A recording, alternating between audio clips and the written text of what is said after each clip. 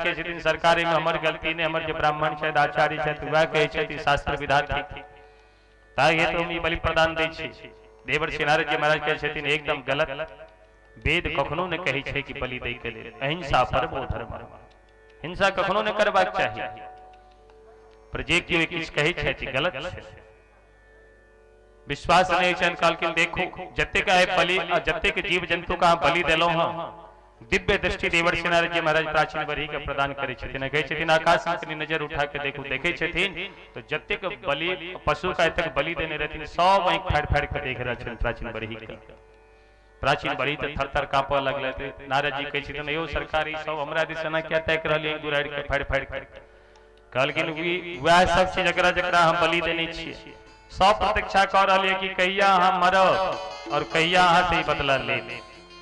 प्राचीन बलि थर थर कांपे लगले, सरकार कृपा करू क्षमा करू, एक घोर संकट से एक विपत्ति से हमरा मुक्त करू। तो देवर्षि नारद जी महाराज जी दिव्य पुरंजनो पाठ्यान सुनबै छथिन। जीव और जीवात्मा में की अंतर छे आइटम बड़ा सुंदर हमरा फेर दास के कहियो मौका भेटत ए मामा गांव में हम ये बात के ऊपर विवेचन जरूर करब। ऐ समय के बहुत अभाव है, चौथे स्कंद में हम छी त बलि क्या के नहीं देबाक चाहिए, बलि देला से कतेक अपराध छे और ते में खास कय के ब्राह्मण के तो सर्वथा निषेध छे, ब्राह्मण के तो बलि प्रथा करबाके नहीं चाहिए।